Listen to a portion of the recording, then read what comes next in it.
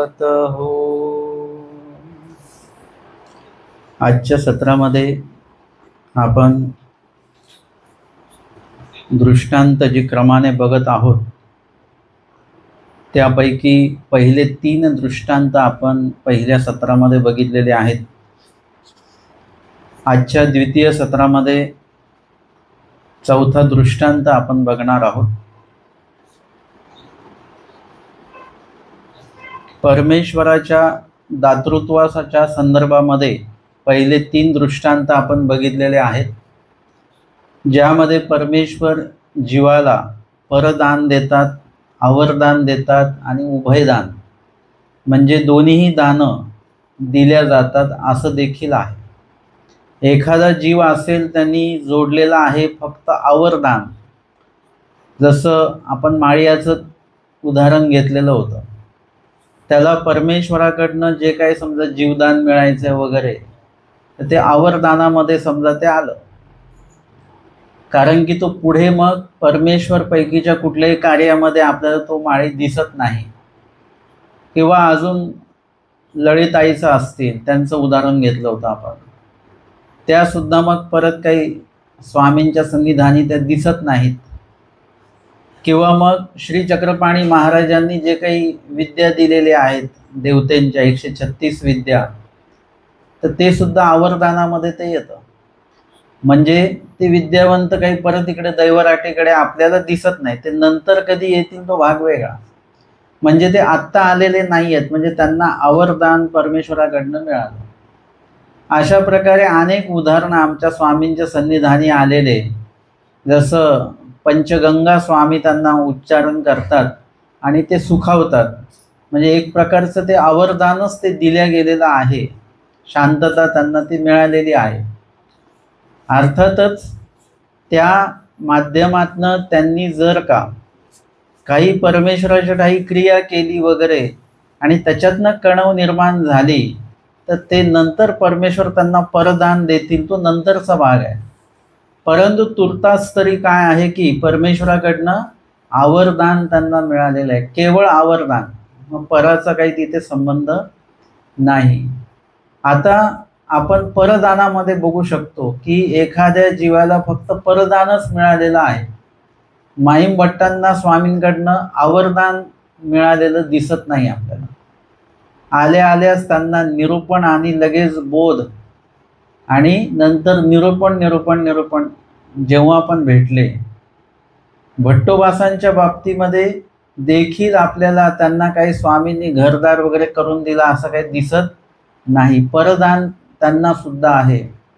22 उपलक्षणे जे काही जीव आहेत, जे प्रेमाधिकार त्यांनी जोडलेला आहे, अशा जीवांना परमेश्वर परदान देतात, आवर्दान देताना दिसत नाही.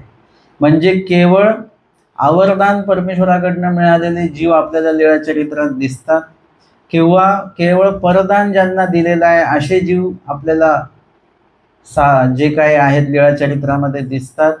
आणि काही जीव असे आहेत की ज्यांना उभयदान दिलेलं आहे, म्हणजे सुरुवातीला त्यांना आवर्दानासारखं दिल्या गेलेलं आहे, त्याच्यामुळे ते परमेश्वराकडे वळले आणि नंतर मग त्यांना परदान आहे त्याच्यातनं ते मिळालेलं आहे. खूपसे असे साधक वर्ग आहेत की जे काही सुखदुःखामुळे ईश्वर मार्गाकडे वळतात आणि त्या मार्गाकडे वळल्यानंतर त्यांना त्या संबंधित काही क्रिया पाणी केल्यानंतर त्यांचं ते दुःख वगैरे नाहीसं होताना आपल्याला दिसतं, म्हणजे आवर्दान. आणि त्याच माध्यमातनं ते पुढे ईश्वर धर्माचा स्वीकार करतात, उपदेशी होतात, वासनिक होतात, संन्यासापर्यंत पोहोचतात. म्हणजे आवर्दान त्यांना आधी मिळालं आणि मग परदान म्हणजे परमेश्वराकडे ते आले. अशा प्रकारे परमेश्वर काय करतात, त्या जीवांना जे दातृत्व करत असतात, या दोन्ही माध्यमातनं किंवा तिन्ही माध्यमातनं दातृत्व करतात. परंतु दातृत्व करतात कसं काय ते देतात हे आपल्याला माहीत नाही. आणि म्हणून स्वामींनी दातृत्वाचे किंवा परमेश्वर कसं जीवाला दान करतात हे सांगितलेलं आहे, परंतु कशाद्वारे करतात ह्याचं उत्तर सुद्धा आमच्या स्वामींनी दृष्टांताच्याच माध्यमातून दिलेलं आहे. दृष्टांत चौथा आपण घेतो आहोत आजच्या सत्रामध्ये. आता प्रत्येक दृष्टांताच्या शेवटी आपण बघितलं की ज्याची देखणे हाती त्याची देणे हाती, असा तीनही दृष्टांताच्या शेवटी दिलेला आहे. तर ज्याची देखणे हाती त्याची देणे हाती, तर तेच देणं किती प्रकारे परमेश्वर देतात. आपल्याला काय करायचं, दृष्टांताचा क्रम लावायचा आहे. म्हणजे तुम्हाला दृष्टांत असे सलग लक्षात राहिले पाहिजे. जसं हस्तीच्या दृष्टांताचा क्रम आपण लावलेला होता की हस्तीच्या दृष्टांतात सर्वात पहिले काय येतो, एके पाव देखिला, एकाने पाय बघितला. आता पाय बघितल्यानंतर कुठला अवयव बघितला त्यांनी, नंतर पायाच्या समोर सोंड येते. दृष्टांतामध्ये असा क्रम आहे. एकाने सोंड बघितली, सोंडेच्या वर काय आहे, कान आहे. एकाने कान बघितला, कानाच्या मागे काय आहे, पाठ आहे. पाठाच्या खाली काय आहे, पोट आहे. आणि नंतर शेवटी शेपूट एकाने बघितली. म्हणजे असा क्रम आपण लावला. एरवी तो लक्षात राहणार नाही तुमच्या, असं पाठांतर केलं तर, परंतु अशा पद्धतीने लक्षात ठेवला आपण तर तो लक्षात राहतो. आणि म्हणून इथे दानाच्या संबंधित हे 3 दृष्टांत आपण बघितलेले आहे. सर्वात आधी दृष्टांत कुठला बघितला, उंबऱ्यावर चिलाचा की बाहेरलाचा की अंतुलाचा, अंतुलाचा. हा क्रम कशा लक्षात ठेवायचा, कधी पण आपण घराच्या आत असतो, सुरुवात है ना, कुठे आहात, आम्ही घराच्या बाहेर पडतो जाऊ, म्हणजे आपण आतमध्ये असतो. म्हणजे अंतुलाचा दृष्टांत आधी सांगितलेला आहे. आणि घरातनं आपण बाहेर पडतो म्हणजे बाहेरीलाचा दृष्टांत नंतर सांगितलेला आहे. आणि मग उंबऱ्यावर चिलाचा, म्हणजे 2 पहिले लक्षात ठेवले की तिसरा लक्षात राहतो. मग त्याची देणे परमेश्वर किती प्रकारे देतात, आणि चतुर्विधा परी, चतुर्विधा परी म्हणजे 4 प्रकारे परमेश्वर ते दातृत्व करत असतात. जसं आता आपण द्रव्यदान देताना रोख रक्कम देतो किंवा चेकद्वारे देतो किंवा ऑनलाईन देतो, म्हणजे देण्याच्या वेगवेगळ्या पद्धती झाल्या. तशा प्रकारे परमेश्वर तेच दातृत्व करतात. पण दातृत्व करताना एकाच प्रकारे करत नाहीत, ते 4 प्रकारे ते दातृत्व करतात. आणि ते 4 प्रकार आहेत, दृक, स्पर्श, आलाप आणि अंतःकरण. दृक म्हणजे दृष्टीद्वारे देणे. एखादं उदाहरण सांगता येईल का, दृष्टीद्वारे दिलं स्वामींनी? बाईसांचं उदाहरण, एकदम पहिलं उदाहरण बाईसांचंच आठवतं आपल्याला. दृष्टीद्वारे त्यांना प्रेमशक्तीचा संचार केलेला आहे. स्पर्शद्वारे म्हणजे एखाद्याला स्पर्श केला स्वामींनी आणि मग ते दातृत्व त्यांना दिल्या गेलं है ना. स्पर्शद्वारे म्हणजे आपल्याला थंडावा पाहिजे असेल तर बर्फाचा स्पर्श आपण करतो ना, आपल्या बर्फ असा लांब ठेवून नाही झाला, स्पर्श करावा लागतो त्याचा. आणि दृक स्पर्श, तसं परमेश्वराचा स्पर्श झाल्याशिवाय ते दातृत्व दिल्या जात नाही. दृक स्पर्श, आलाप, आलाप म्हणजे शब्दाद्वारे. आता दृक आणि स्पर्शामध्ये शब्द नाही आहेत बरं का, आवाज नाही आहे तिथे, फक्त दृष्टीने पाहिलं, बाईसांना पाहिलं, बोलले काहीच नाही स्वामी. स्पर्श म्हणजे नुसतं स्पर्श केला, त्याचे तिथे देखील बोलण्याचा संबंध येत नाही. एखाद्या बोलताना स्वामी दिसतील, पण ते दातृत्व जे आहे ते स्पर्शाद्वारे दिल्या गेलेलं आहे. इथे शब्दांचं काही कार्य नाही.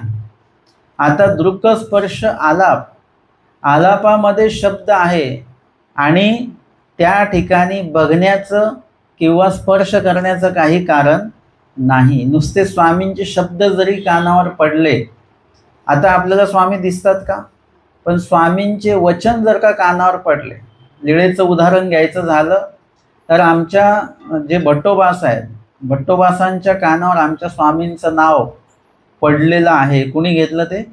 दादोसांनी घेतलं आणि भट्टोबासांना वेध झाला, म्हणजे दातृत्व दिल्या गेलं. म्हणजे स्वामींचे शब्द नाही आहेत, पण स्वामींच्या नावाचे शब्द आहेत.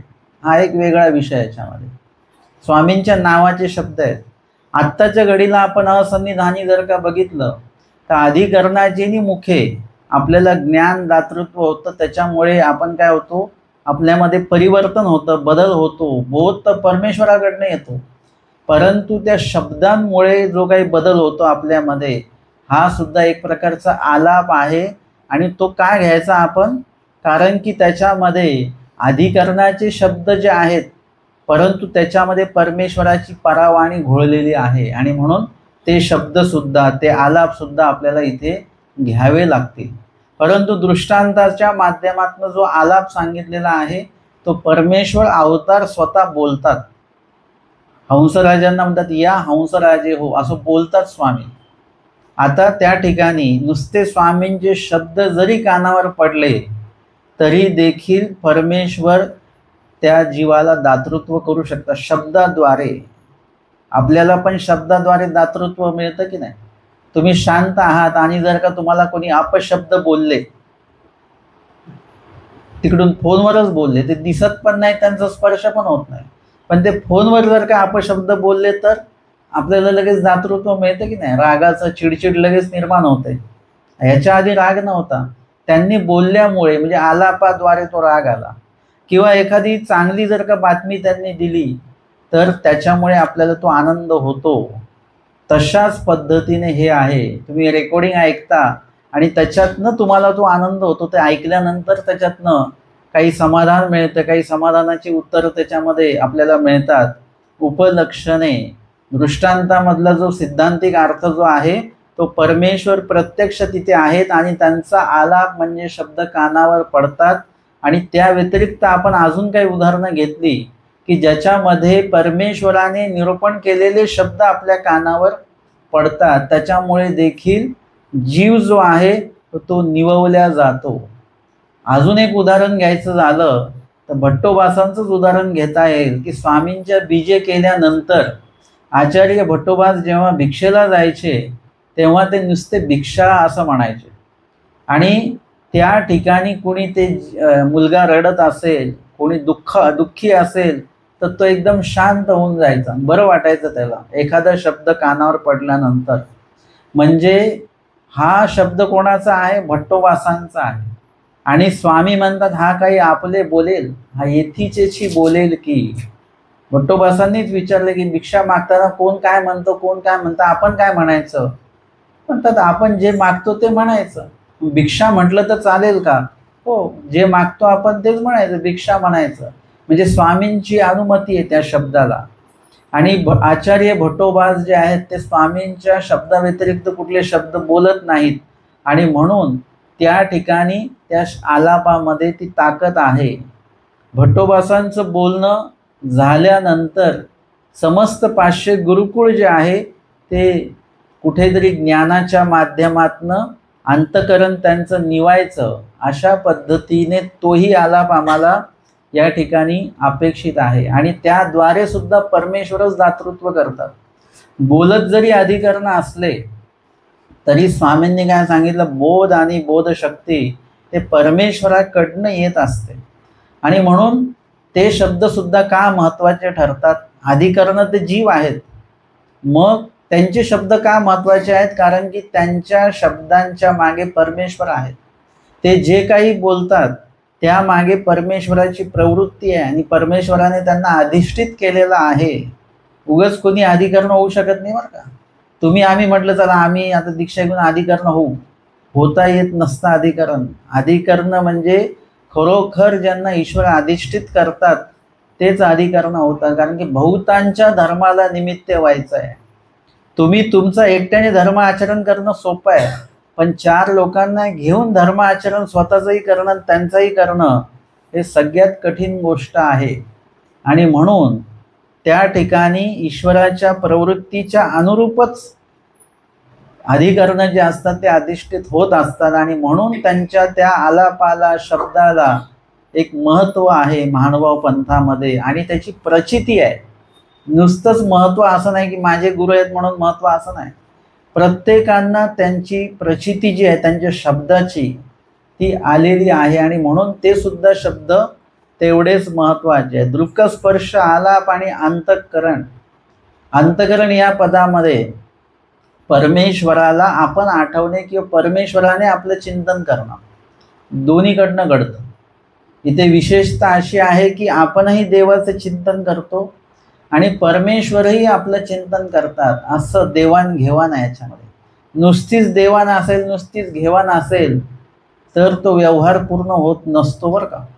देवाण घेवाण दोन्ही एकाच वेळेला असलं पाहिजे, तर तुम्ही वाढलंही पाहिजे आणि समोरच्याने जेवलंही पाहिजे, तर ते वाढणं आणि जेवण्याला अर्थ आहे. एखादा जेवायला बसताना वाढणारच कुणी नसेल, किंवा एखादा वाढणार आहे पण जेवायलाच कुणी नसेल, देवाणघेवाण होणार नाही.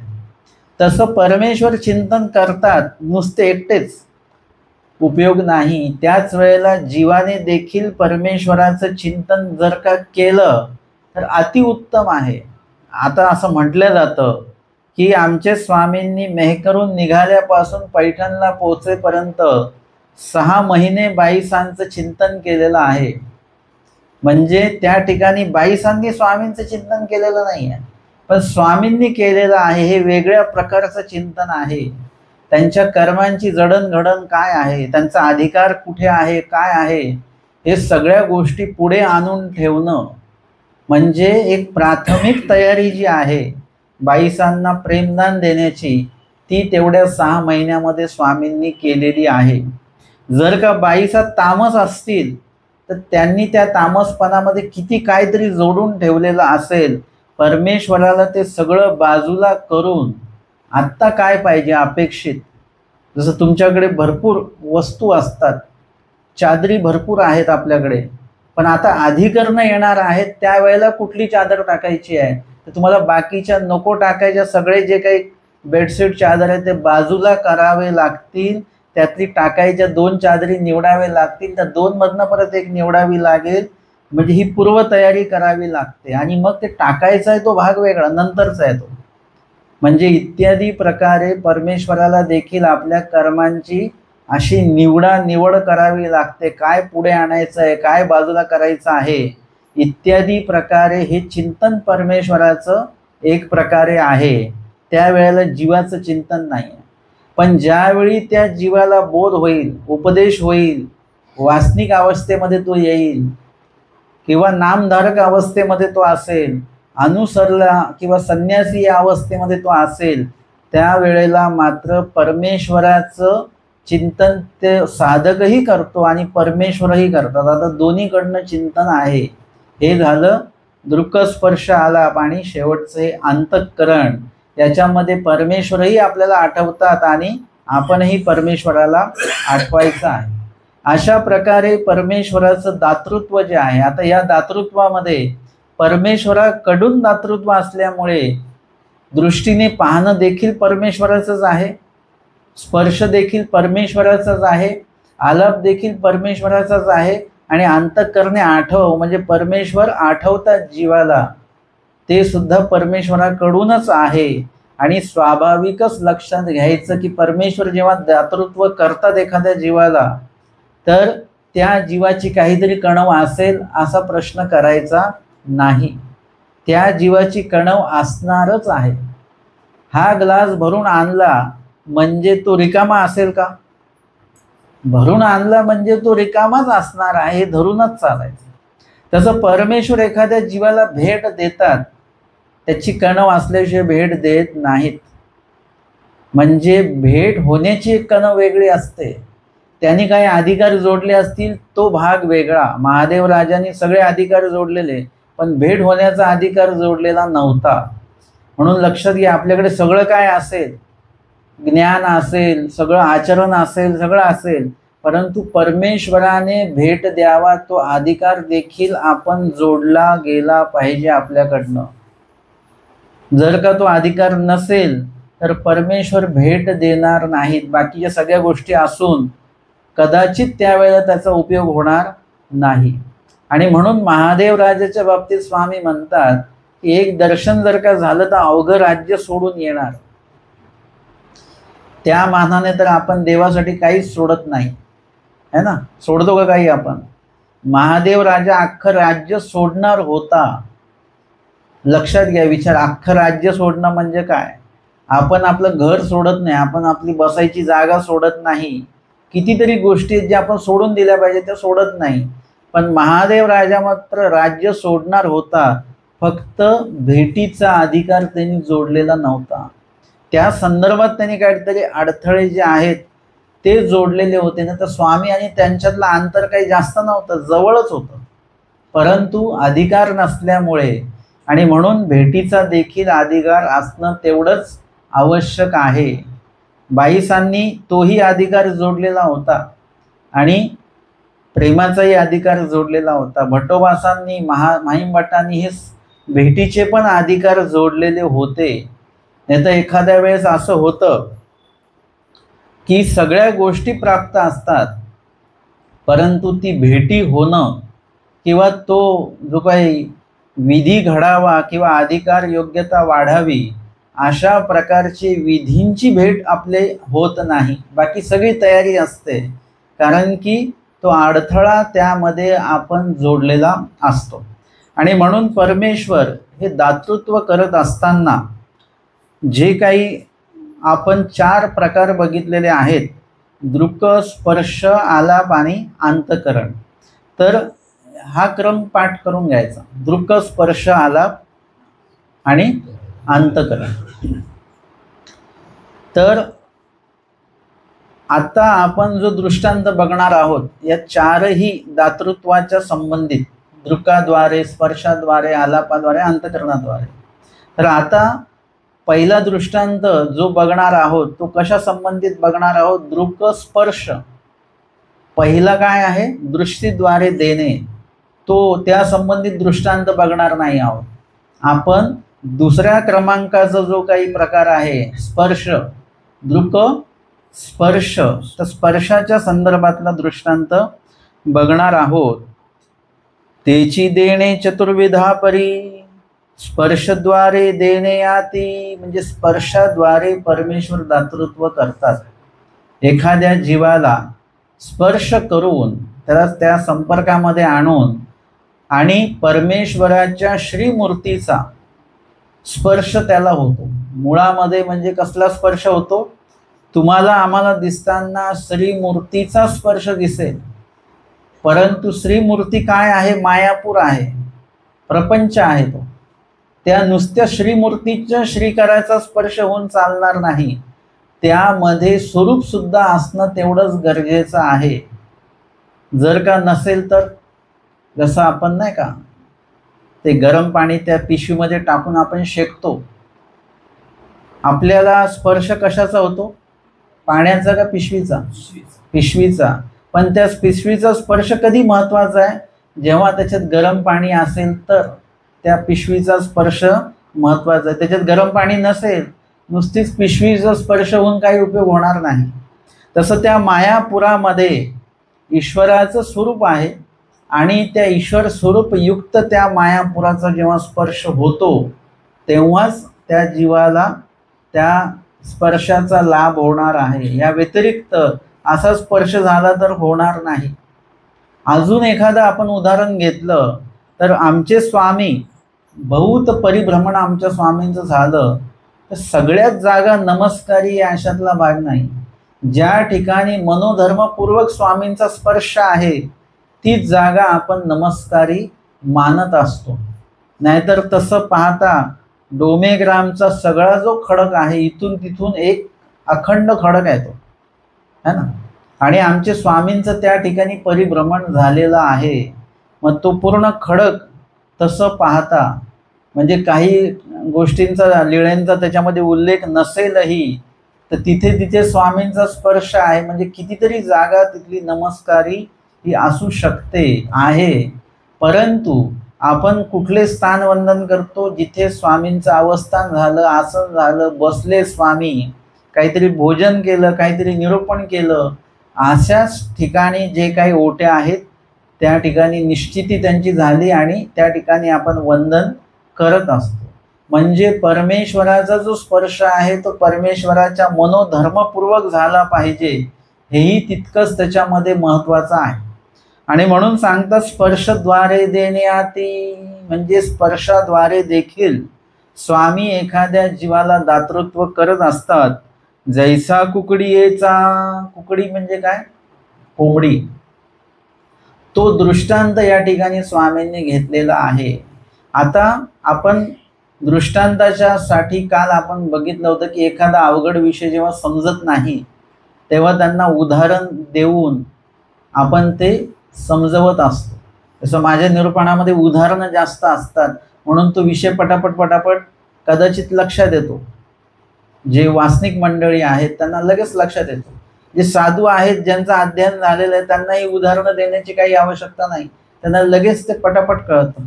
आमच्या माहीम भट्टांना उदाहरणं स्वामी देत नाहीत, त्यांना लगेच ते कळतं काय स्वामींना म्हणायचं आहे. परंतु एखादा विषय आपल्याला कळत नाही, लक्षात येऊन नाही राहिला, मग त्यावेळी ते उदाहरण दिलं जातं. आता आपल्याला हेच लक्षात येणार नाही की देव स्पर्शाद्वारे कसं काय देतात बरं, म्हणजे असा प्रश्न पडू शकतो आपल्याला. एरवी स्पर्शाद्वारे दिल्या जातं. जसं एखाद्या वायरीचा आणि आपला संपर्क झाला तर काय होतं, एरवी शॉक लागत नाही, पण स्पर्श झाला की आपल्याला शॉक लागू शकतो. म्हणजे असे कितीतरी आपल्या दैनिक ह्याच्यामध्ये घटना घडतात की स्पर्श झाल्यामुळे आपल्याला चटका लागतो किंवा थंड लागतं किंवा काट्याचा स्पर्श झाला की जखम होते, इत्यादी अनेक उदाहरणं आहेत. परंतु यामध्ये काय आहे की स्वामींनी हा जो दृष्टांत दिलेला आहे या दृष्टांतामध्ये अजूनही काही गोष्टी आहेत. इतरही दृष्टांत स्वामी देऊ शकले असते स्पर्शासाठी, पण हा दृष्टांत एक वेगळा दृष्टांत आहे. आणि म्हणून कुकडीचा म्हणजे कोंबडीचा दृष्टांत स्वामी सांगतात. कुकडी असे ते अंडे घाली पिले होती, तयासी पाखवा दे, अमृत कळा असे ते संचरे तया तवतीये वाढती. म्हणजे कुकडी असे. आता स्वामींच्या या दृष्टांतामध्ये किंवा स्वामींच्या निरूपणामध्ये आपल्याला खूपसं एक आध्यात्मिक सिद्धांत देखील मिळतो. दृष्टांताच्या शेवटी आध्यात्मिक सिद्धांत सांगितलेला आहे. याचं सिद्धांत काय आहे, परंतु या दृष्टांतातनं काय कळतं आम्हाला, एक तुम्ही ज्याला आपण जनरल नॉलेज बोलतो ना, ते तुम्हाला याच्यातनं कळत असतं. स्वामींच्या निरूपणातनं जर सोमकांताचा दृष्टांत सांगितलेला आहे त्याच्यामध्ये आम्हाला माहीत पडलं की सोम म्हणजे जे काही हे आहे, सोमकांताच्या दृष्टांतामध्ये चंद्राच्या रश्मी करून, म्हणजे चंद्र जो आहे त्याच्या किरणांमुळे, आता आपल्याला सूर्याचीच किरणं माहिती आहे, चंद्राची किरणं आपल्याला माहिती नाही. चंद्राची किरणं असा उल्लेख आपण शक्यतो करत नाही, तर तिथे आहे. चंद्राच्या रश्मी करून शिळा पाषाण निवती शांत होतात, सूर्याच्या किरणांमुळे ते उष्ण होतात. चंद्राच्या ह्याच्यामुळे, म्हणजे हे एक जनरल नॉलेजच आहे. शिळा पाषाण निवती पर द्रवती ना, तैसा सोमकांत नव्हे तो द्रवे. म्हणजे दगडालाही पाझर फुटतो त्या चंद्राच्या याच्यामुळे, म्हणजे तो एकमेव पाषाण आहे, बाकीच्या पाषाणांना ते फुटत नाही. म्हणजे पाषाण जातीचं एक प्रकारचं जनरल नॉलेज आपल्याला त्याच्यातनं मिळतं. म्हणजे स्वामींचे जे काही निरूपण आहे त्याच्यातनं नुसतं आध्यात्मिकच माहिती होते अशातला भाग नाही. तरुण पिढीसाठी जनरल नॉलेज सुद्धा त्याच्यातनं आपल्याला प्राप्त होत असतं. या दृष्टांतामधनं पण हेच आहे की एक कुकडी आहे ते अंडी घालते, पिले होती आणि पिले होतात, तयासी पाखवा दे. म्हणजे एक तर सुरुवातीला ती काय करते, त्या अंडी जी आहेत त्याच्यावरती बसते आणि त्यांना आपल्या शरीराचा स्पर्श जो आहे त्या अंडींना ती देत असते. आणि काय होतं की तयासी पाखवा दे, अमृत कळा असे ते संचर. आता हा अमृत कळा म्हणजे एरवी काय म्हटलं जातं, ऊब असते, ती ऊब दिल्या जाते, परंतु त्या उभेद्वारे सुद्धा काही होणार नाही. अमृत कळा जी आहे ती सुद्धा त्यामधनं द्यावी लागेल किंवा ती दिली जाते आपोआप. ती कुकडी जी आहे ती काय स्वतःहून ते देत नाही, हे आपोआप दिल्या जातं. तसं तुम्ही जर का निरीक्षण केलं, म्हणजे लहान एकदम ताणलं बाळ असेल ते एका विशिष्ट वेळाने ते रडायला लागतं. ते कुणाकडे जरी गेलं तरी ते थांबत नाही, ते आईकडे गेलं की आपोआपच शांत होतं. आता त्या बाळाला काही कळत नाही, तसं तो काही समजणार नाही, काही नाही, परंतु ते आईचा स्पर्श हा काहीतरी वेगळा स्पर्श आहे त्या मुलासाठी. त्याला बरोबर ते कळतं की आपण सुरक्षित ठिकाणी आलेलो आहोत. बाकीचे ठिकाणी तो जातो ते काय असुरक्षित अशातला भाग नाही, पण आईकडनं जी अमृत कळा असते जी दिल्या जाते ती बाकीच्यांकडनं मिळत नसते. हा स्वाभाविकपणा आहे. आईकडनं ते स्वाभाविकपणे दिल्या जातं आणि मुलाकडनं ते स्वाभाविकपणे घेतल्या जातं. ती देवाणघेवाण त्याच्यामध्ये होते. आणि म्हणून शक्यतो आईकडे ते बाळ आलं की एकदम शांत होऊन जातं, बरं वाटतं त्याला. हे प्रकार आहे की अमृत कळा याला म्हणतात. एक प्रकारे की त्याची जीवविती शक्ती जी आहे ती त्याच्यातनं त्याला दिल्या जात असते. म्हणजे जीवन कळा जी आहे ज्याच्यातनं त्याचं जे काही पोषण होतं, तुम्हाला आम्हाला वाटतं की काहीतरी त्याला खाऊ पिऊ घातलं की त्याचं पोषण होतं वगैरे, नाही. नुसतंच खाण्यापिण्यातनं पोषण होत नसतं, तर त्या स्पर्शातनं देखील, आईचा जो स्पर्श आहे त्या स्पर्शातनं देखील मुलाचं पोषण त्याच्यामध्ये होत असतं. आणि त्याद्वारे ते अमृत कळा जी आहे नुसत्या स्पर्शाद्वारेच नाही, ते आई जे खाऊ घालते, इतर कोणी खाऊ घालेलं नाही, आई खाऊ घालेल याच्यामध्ये पण फरक पडतो.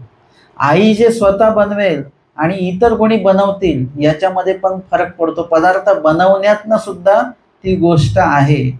आणि म्हणून दृष्टांतामध्ये ज्या कुकडीचा स्पर्श त्या अंडींना होतो आणि त्याच्यामध्ये जो जीव आहे, अनेक लोक बोलतात त्याच्यामध्ये जीव नसतो, त्याच्यामुळे ते मांसाहारामध्ये येत नाही, ते शाकाहारामध्ये येतं. परंतु ते पक्ष्यांची जी पिल्लं येतात ती येतात कुठून? त्या अंडीतनंच ते बाहेर येत असतात. म्हणजे त्याच्यामध्ये ते जीव आहेत. आणि त्याला जर का त्या कुकडीचा स्पर्श झाला, त्या पक्ष्यांचा स्पर्श झाला, ऊब मिळाली, अमृत कळा त्यामध्ये प्राप्त होत असते, आतमध्ये ती जात असते आणि त्याद्वारे त्यांचं पोषण होत असतं. म्हणजे त्यांचं जे काही स्वरूप आहे आतमधलं देहस्वरूप, त्याची वाढ वृद्धी एक विशिष्ट प्रमाणामध्ये अंड्यांमध्येच ती होत असते.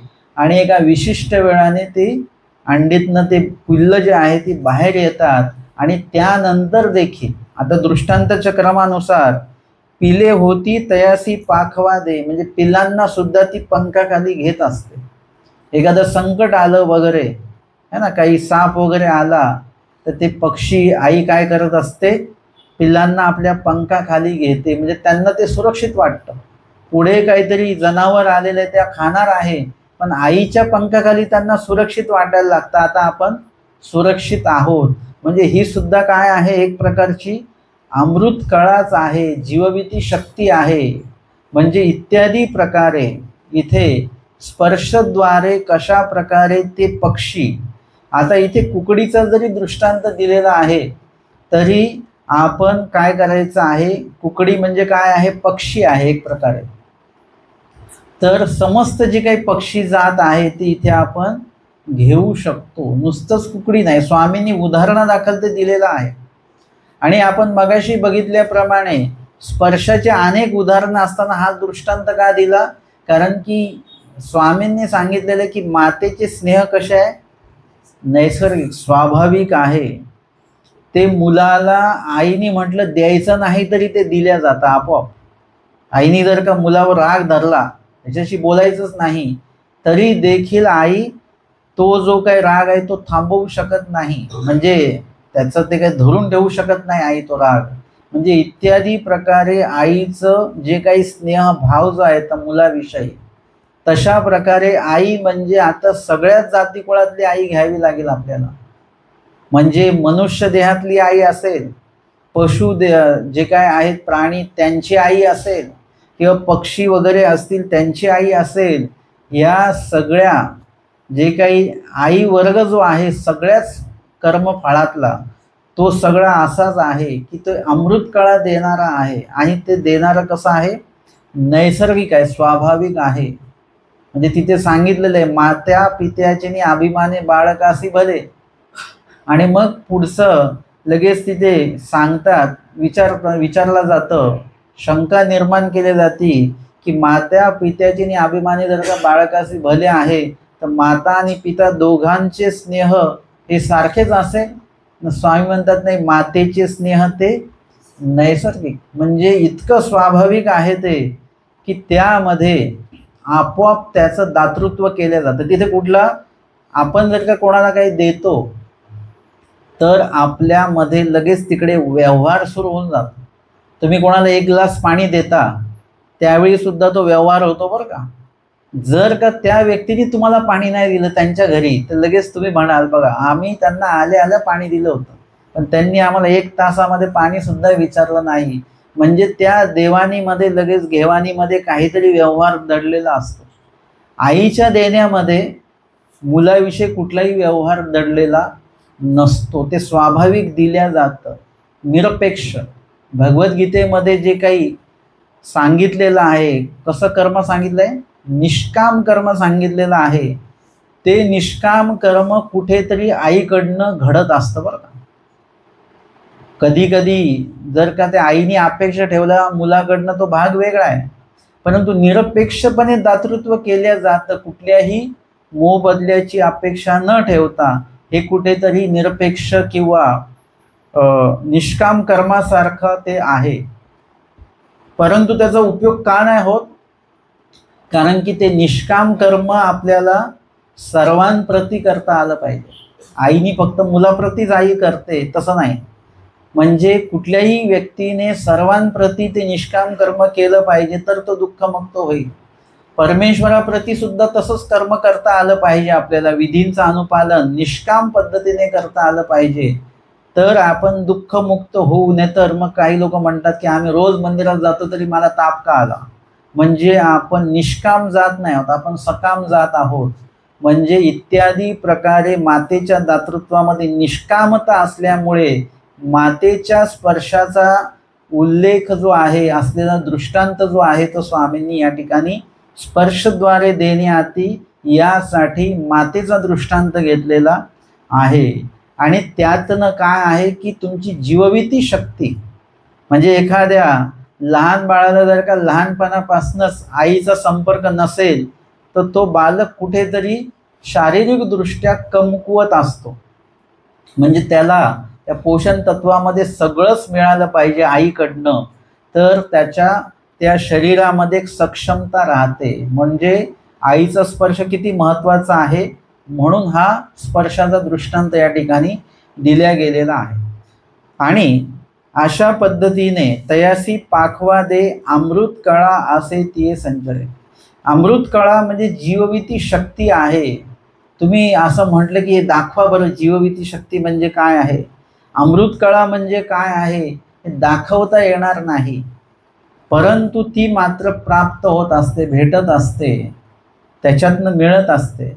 आणि ती अमृत कळा म्हणजे काय आहे, जगण्यातलं बळ आहे. आणि त्याला तुम्ही प्रतिकार शक्ती म्हणू शकता, इम्युनिटी पॉवर म्हणू शकता, अजून काय काय त्याला नाव देता येतील तुम्हाला. परंतु त्या माध्यमातनं, त्या स्पर्शातनं त्या बालकामध्ये एक प्रकारचं ऊर्जा तयार होत असते. जी ऊब आहे त्या उभेतनं ती ऊर्जा आहे.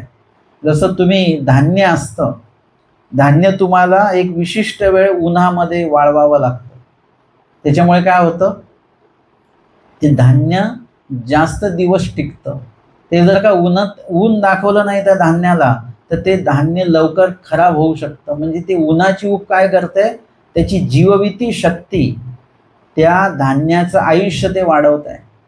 पुस्तकं आहेत, त्यांना सुद्धा तुम्ही उन्हात जर का ठेवलं, ऊन दाखवलं समजा वर्षातनं एकदा, तर ते पुस्तकांची पण एक थोडीशी आयुष्य जे आहे त्याला वाळवी वगैरे लागणार नाही, ते ओलावा त्याच्यामध्ये जो धरतो तो धरणार नाही. कपड्यांचं देखील असंच आहे. त्यांना विशिष्ट प्रकारे तुम्ही ऊब जर का दिली विशिष्ट प्रमाणात, तर ते कपडे जे आहेत ते चांगले टिकू शकतात. इत्यादी प्रकारे उबेचं महत्त्व आहे. तुम्हाला सर्दी झाली की लगेच ते म्हणतात तुम्ही वाफ घ्या, म्हणजे काय घ्या, उबच घ्या.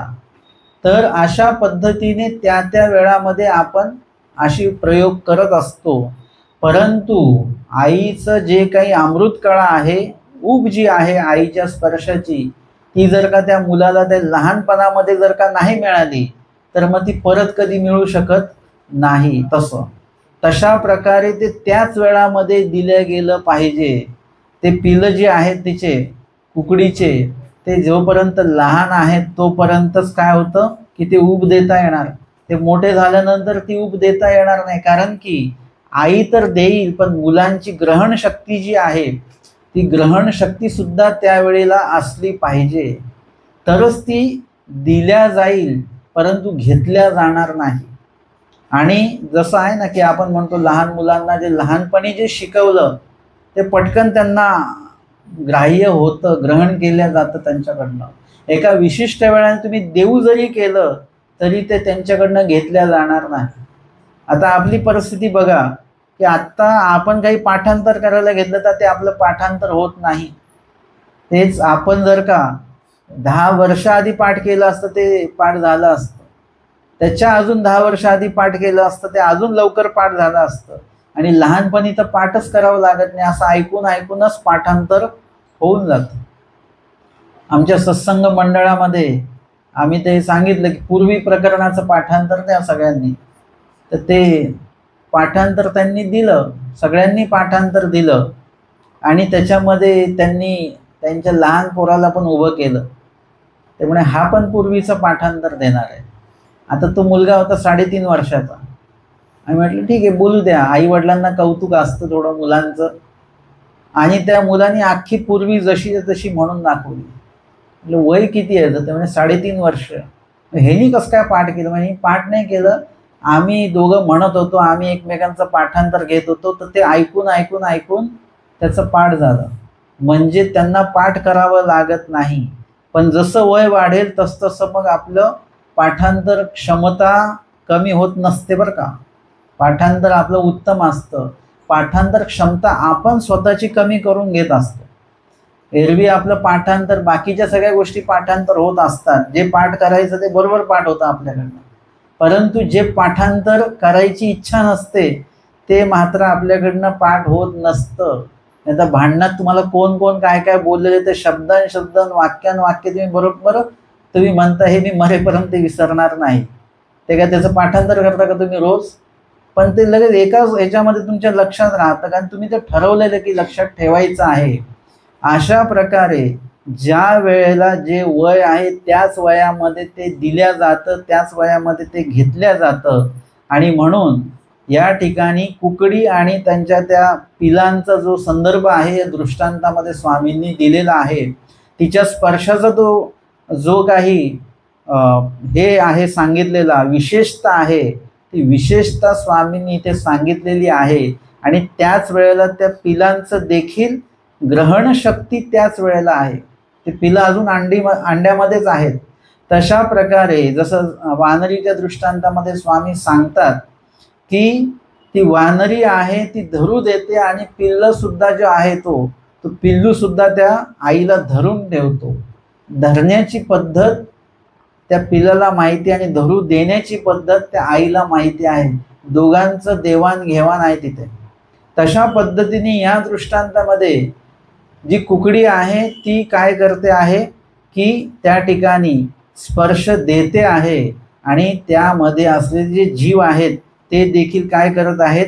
स्पर्श घेता आहेत. दोन्हीकडनं त्या गोष्टी होणं अपेक्षित आहे. जसं आता मी सांगतो आहे तर तुमचं कार्य काय आहे? ऐकणं हे कार्य आहे.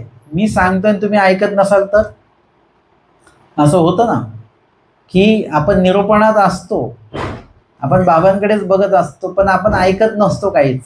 आणि आपण दुसरीकडे फिरत असतो इकडे तिकडे. आज पाऊस नाही आला, आज ऊनच पडलेलं आहे, हे विचार डोक्यामध्ये चालू असतात.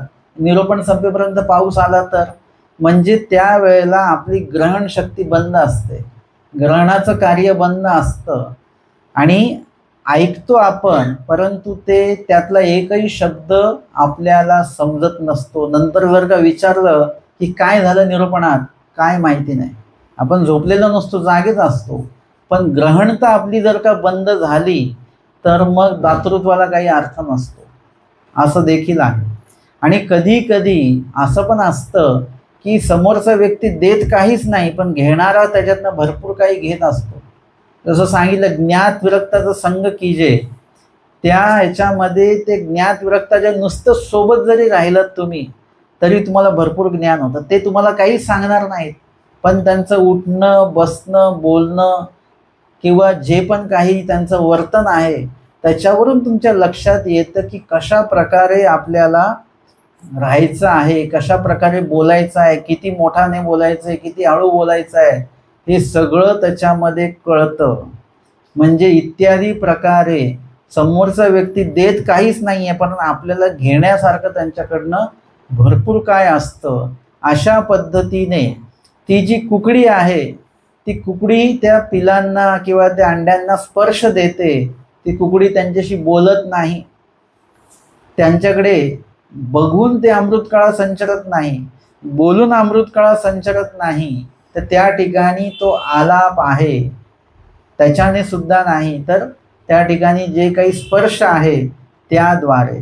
आता त्याच्यामध्ये बाकीच्या गोष्टी या अनुषंगिक असणार आहेत. आता ब्रह्मविद्येमध्ये तुम्हाला हे शब्द येतील, प्रधान आणि अनुषंगिक. प्रधान हे आणि अनुषंगिक बाकीच्या गोष्टी. जसं पुरणपोळीच्या जेवणामध्ये पुरणपोळी हे प्रधान आहे, प्रधान पदार्थ आहे. कोणी जर विचारलं ते कसलं जेवण केलं, तुम्ही सगळ्या पदार्थांची नावं नाही सांगत. तुम्ही म्हणता आम्ही बासुंदीचं जेवण केलं, पुरणपोळीचं जेवण केलं. पुरणपोळी प्रधान आहे, बाकीचे पदार्थ अनुषंगिक आहेत. तशा प्रकारे या दृष्टांता स्पर्श हा प्रधान आहे आणि बाकीच्या गोष्टी अनुषंगिक आहेत. म्हणजे त्या ठिकाणी त्या जे पिलं आहेत किंवा जी अंडी आहेत त्यांच्याकडे ती कोंबडी बघते सुद्धा, किंवा त्यांच्याकडे बघून ती बोलते सुद्धा त्यांच्याशी. म्हणजे आवाज ती काढतच असणार. आणि अंतःकरण म्हणजे यांचं काही नुकसान होऊ नये अशा प्रकारचं चिंतन सुद्धा तिचं चालू राहतं. परंतु अमृतकळा मात्र स्पर्शाद्वारेच दिल्या जाते, असं या दृष्टांताचं सांगणं आहे. आमच्या स्वामींनी हा दृष्टांत सांगितलेला आहे आणि त्याचं प्रकरणवश आहे. प्रत्येक वचन जे आहे ते स्वामींनी का उच्चारण केलेलं आहे, का त्याचं निरूपण केलेलं आहे आणि कशामुळे केलेलं आहे, अशा प्रकारचा सर्व संदर्भ आहे. वचन असेल, दृष्टांत असेल, एखादं निरूपण असेल, एखाद्या विषयाचं एखाद्या प्रकरणाचं निरूपण असेल, हे त्या त्या प्रसंगांच्या अनुरूप परमेश्वर त्याचं निरूपण करत असतात. आणि तो जर का प्रसंग नेमका काय आहे, घटना कुठली आहे, ही जर का आपल्याला माहिती असेल तर तो विषय समजायला आपल्याला थोडं सोपं जातं. कधी कधी काही लोक आम्हाला एखादा शब्द पाठवतात, बाबा याचा अर्थ काय. आम्ही विचारतो हा शब्द कुठे आलेला आहे, कुठे वाचला तुम्ही. मग ते ओळ पाठवतात, आम्ही त्यांना विचारतो ते प्रकरण कुठलं आहे, नेमकं कशा संदर्भात तुम्ही वाचताय हे. म्हणजे मग तो पूर्ण प्रकरण किंवा तो पूर्ण जो विषय आहे तो पाठवला, अच्छा ह्या विषयातला शब्द आहे का, मग त्याचा अर्थ हा असा असा होतो. तशा प्रकारे एखादं वचन स्वामींनी सांगितलेलं आहे, नेमकं कशासाठी सांगितलेलं आहे हे आपल्याला लक्षात आलं पाहिजे.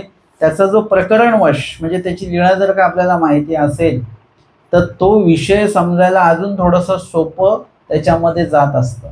आणि म्हणून स्वामी जे आहेत आमचे पैठणहून निघालेले आहेत. रिद्धपूरला स्वामींचं प्रयाण सुरू आहे आणि मुक्काम दर मुक्काम करत स्वामी आलेगाव पातूर असं करत करत चांगदेव भट आमच्या स्वामींच्या सोबत आहेत. आणि सिंगणापुरी अवस्थान स्वामींना झालेलं आहे. अमरावती जिल्ह्यामध्ये हे गाव आहे. कोडेश्वरी घाटे हरिभटा भेटी, घाटे हरिभट आहेत, त्यांची स्वामींची भेट या ठिकाणी झालेली आहे. पूर्वार्ध 154 क्रमांकाची लीळा आहे. तैसेची गोसावी विहरणासी बीजे केले, आमचे स्वामी विहरणाला बीजे करतात. आणि कोडेश्वरी चौकी आसन झाले, कोडेश्वराचं जे देऊळ आहे, श्वर असा शब्द आला की समजायचं ते महादेवाचं मंदिर ते असतं. आणि जसं दुबळेश्वर झालं, आता इथे कोडेश्वर आहे, असे जे काही विज्ञानेश्वर आहे ना, पांचाळेश्वरच्या जवळ मधमेश्वर आहे नांदूर. म्हणजे श्वर लागलं की ते शक्यतो महादेवाचेच मंदिर असतात. त्या कोडेश्वराच्या मंदिराच्या चौकामध्ये ते मंदिराचे 2 भाग असतात, एक गाभारा आणि एक सभा मंडप. चौक त्याला म्हटलं जातं. खानदेशमध्ये अजूनही चौक म्हटलं जातं अंगणाला. तसं हा सभा मंडप आहे. आणि सभा मंडपामध्ये आमच्या स्वामींना आसन झालेलं आहे. विशेषतः अशी असते, कुठल्याही पुरातत्व विभागातलं जे मंदिर आहे त्या मंदिराच्या मुख्य प्रवेशद्वारातनं, म्हणजे त्याला कमीत कमी 3 दरवाजे असतात. शक्यतो. त्यापैकी जो मुख्य दरवाजा आहे जो गाभाऱ्याच्या समोर आहे त्या दरवाज्यातनं प्रवेश केल्यानंतर आमच्या स्वामींचं रिगता डाव्या हाता म्हणजे डाव्या हाताला स्वामींचं आसन आपल्याला झालेलं दिसतं. कुठल्याही अशा मंदिरात गेले तर डाव्या बाजूला स्थान असतं हे आपल्याला लक्षात येईल. आणि स्वामींना त्या कोडेश्वराच्या त्या सभागृहामध्ये सभा मंडपात आसन झालं. घाटे हरिभट गंगेहुनी आले आणि घाटे हरिभट जे आहेत ते गंगेकडे गेलेले होते. ते गंगेकडनं काही स्नान वगैरे करून त्या ठिकाणी आलेले आहेत. हाती तांबवटी तांबवटीये उदक तुळसी देवतेसी तर्पण करावया. म्हणजे आता त्यांच्या हातामध्ये काय काय काय काय आहे की इतर कर्मराटीमध्ये कसं असतं की आंघोळ केल्याशिवाय देवधर्म काहीही करायचा नसतो. शरीर शुद्ध करायचं आणि मग देवधर्म करायचं. तसं आपल्यामध्ये तसं नाही आहे. आपल्यामध्ये आंघोळीचं कुठलंही बंधन नाही. आपल्याकडे आधी उठल्यानंतर देवाला आधी आठवायचं आपल्याला. जसं तुम्ही जागे होता तसं तुम्हाला मुखामध्ये देवाचं नाव आलं पाहिजे. विशेषावर डोकं ठेवून लगेच आपण पाणी आधी विशेषावर डोकं नंतर पाणी प्यायचं आहे. कारण की आपण जे आहोत शरीर शुद्धीपेक्षाही मनशुद्धीला जास्त महत्त्व देतो. इतर क्षेत्रामध्ये देहशुद्धीला महत्त्व आहे. अंतःकरण शुद्ध हो ना हो. आपल्या ह्याच्यामध्ये देह शुद्ध असो नसो परंतु मन शुद्ध असणं गरजेचं आहे. सकाळची जी ध्यान साधना तुम्ही करता स्मरण करता देवधर्म करता त्याच्याने तुमची मनशुद्धी होत असते. आणि ही मनशुद्धी जी आहे ती सकाळच्या सत्रामध्ये जेवढी चांगली होते तेवढं दिवस निघतो. जसा दिवस वाढत जातो तसतसं तुमचं ते अंतःकरण शुद्धी तुम्ही त्या प्रमाणामध्ये करू शकत नाहीत. एक एक जण जसं उठतो आपल्या घरातला असेल आपल्या विभागातले आपल्या गावातले तसतसं त्या विभागातला तामसपणा वाढत वाढत वाढत जातो. म्हणजे सात्विकपणा कमी कमी होत जातो आहे ना. जसं दिवस वाढतो तसं प्रदूषण वाढतं. आणि एकदम सकाळच्या सत्रात अजिबात प्रदूषण नसतं तसा हा प्रकार आहे. आणि म्हणून सकाळच्या सत्रामध्ये आधी अन्य रहाटीमध्ये आधी स्नान केले जाणार. आणि मग स्नान करून ते आले. हाती तांबवटी म्हणजे तांब्याचं छोटंसं भांडं आहे त्यांच्या हातामध्ये. तांबवटी हे उदक म्हणजे जर का देवाच्या संदर्भात आपल्याकडे काही भांडी असतील तर ती तांब्याची असतात बहुतांशी. जुन्या काळामध्ये तांब वापरणं हे स्वाभाविक होतं. आता आपण आवर्जून आपल्याला ते वापरावं लागतं की पाणी प्यायला तांब्याचं भांडं आम्ही आणलेलं आहे म्हणजे ते त्याच्याने पाणी पिलं की चांगलं असतं वगैरे वगैरे. तशा पद्धतीने यांच्या हातामध्ये ते तांबवटी उदक म्हणजे त्या तांब्याच्या भांड्यामध्ये ते उदक आहे. तुळशीपत्र आहे. आणि हे देवतेशी तर्पण करावे म्हणजे देवतेचं विधिविधान करण्यासाठी म्हणून हे सगळं साहित्य घेऊन ते स्नान करून देवतेच्या मंदिराकडे निघालेले आहेत. आणि गोसाव्या ते देखुनी आले. स्वामी त्या सभामंडपातच बसलेले आहेत. आतमध्ये जेव्हा त्यांनी प्रवेश केला सभामंडपात स्वामी त्यांना बसलेले दिसले आणि स्वामींजवळ ते आले. दंडवते घातली श्रीचरणा लागले.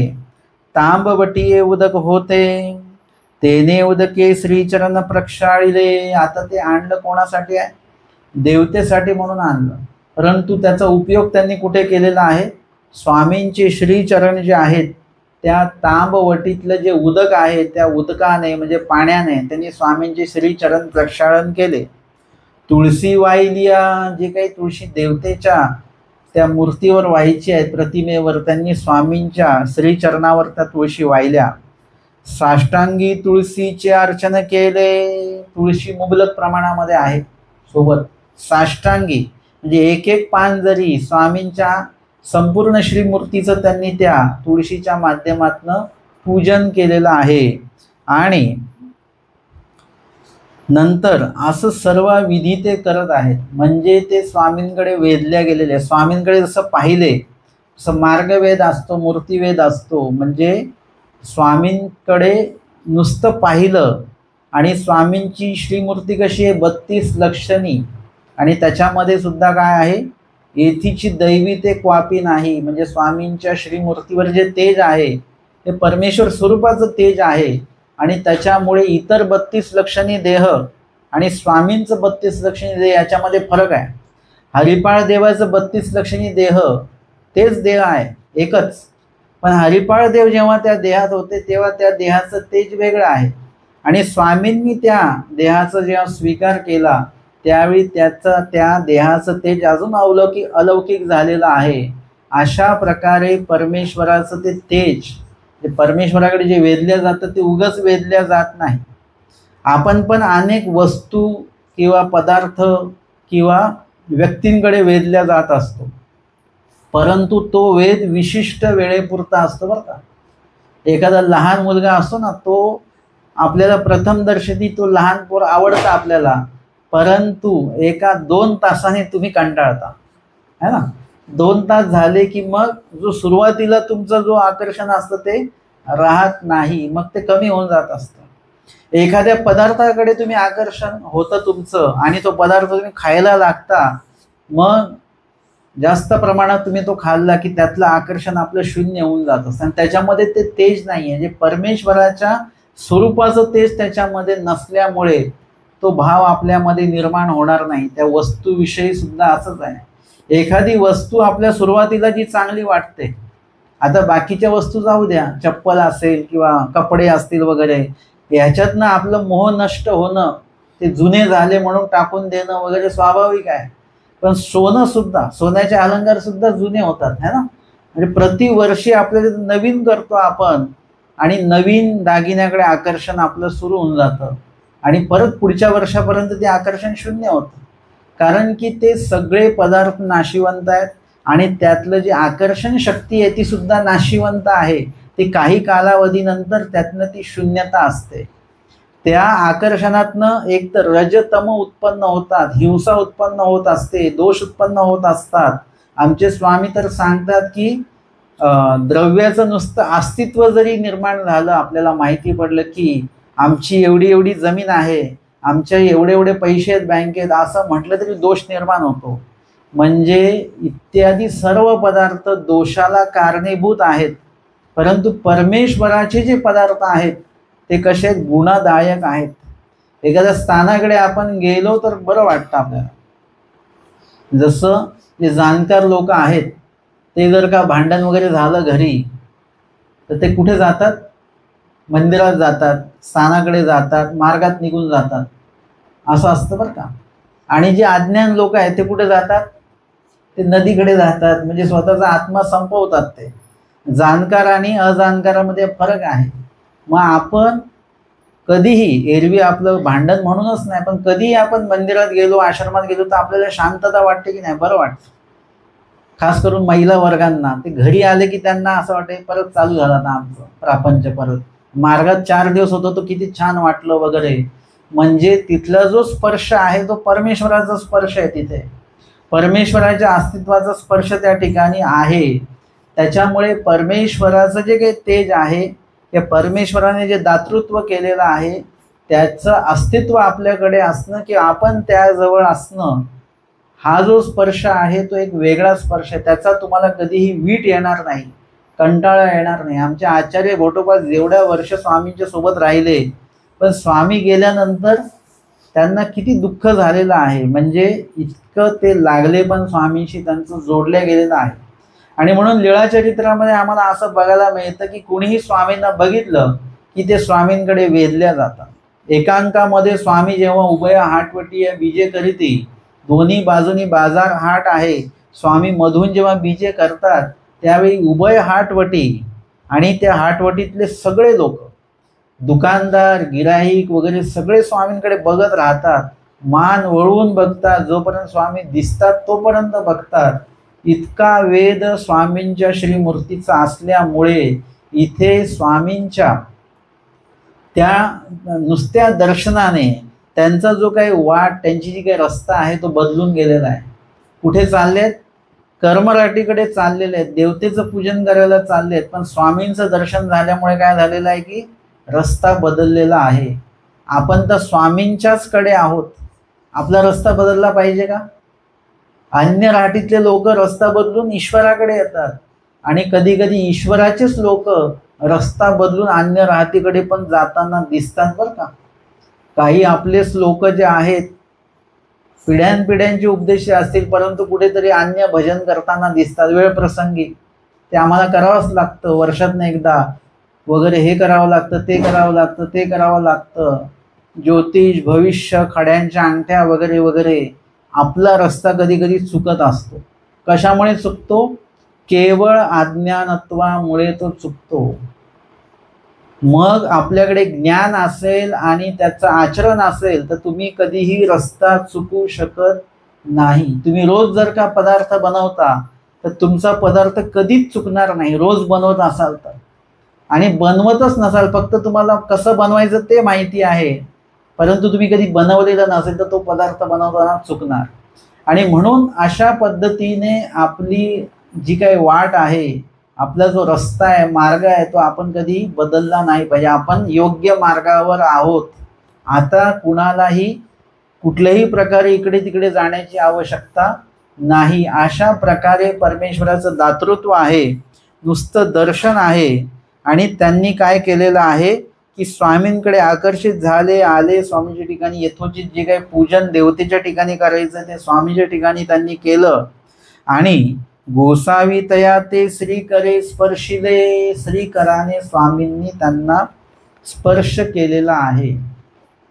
आता तो स्पर्श त्यांच्या ते दंडवत करायला वाकले असतील तेव्हा त्यांच्या पाठीवर तो स्पर्श केलेला असेल स्वामींनी. आणि स्पर्श केल्यामुळे काय झालं? आणि गोसाव्यांपासून तया स्थिती झाली. आमच्या स्वामींपासून त्यांना स्थिती सुखाचा संचार जो आहे तो झाला, आनंदाचा संचार झालेला आहे. तुम्हाला जर का मंदिर आश्रम स्थानाच्या ठिकाणी गेल्यानंतर विधीच्या ठिकाणी तुम्हाला जर का समाधान आनंद भेटत असेल तर समजायचं की आपण बरोबर आहोत. आपण निरूपणात अजून चिडचिड करत आहोत समजायचं नाही, आपण निरूपणामध्ये नाहीत. विधीमध्ये तुम्ही चिडचिड भांडण करत असाल तर समजायचं आपण विधीमध्ये नाही आहोत. मार्गात वगैरे तिकडे स्थानाजवळ गेल्याने आपण कुठेतरी चाड्या चुगल्यास करत आहोत, समजायचं आपण स्थानाजवळ नाही आहोत. त्या विधीमध्ये आपण समाविष्ट झालेलो नाही. विधीत समाविष्ट झालात तुम्ही की तुमच्यामध्ये हे आपोआप बदल होणारच आहे ना. जसं एकदम थंड पाणी पिलं की काय होतं? लगेच सर्दी होते की नाही. म्हणजे ते थंड पाणी लगेच असरदार आहे, ते काम करायला लागतं. गरम पाणी पिलं की लगेच काही गोष्टी शरीरामध्ये बदलतात, म्हणजे ते कार्यरूप झालं आपल्यामध्ये. तसं ईश्वरपैकीच्या कुठल्याही धर्मकार्यामध्ये विधी कार्यामध्ये तुम्ही उपस्थित झालात तर त्या ठिकाणचं ते कार्य तुमच्यामध्ये कार्यरूप झालं पाहिजे. स्वामी सांगतात ना की तामसे काळी सत्व आहे, गेले सत्व आहे. म्हणजे आपण तामस असू आणि अधिकरण समोर दिसले की आपण लगेच सात्विक झालो पाहिजे जागेवरच. आमच्या स्वामींचं दर्शन झालं आणि तो 2 म्हैसे भांडत होते. स्वामींनी दृष्टीने पाहिलं त्यांना आणि ते शांत झाले. अजून कोण शांत झालं?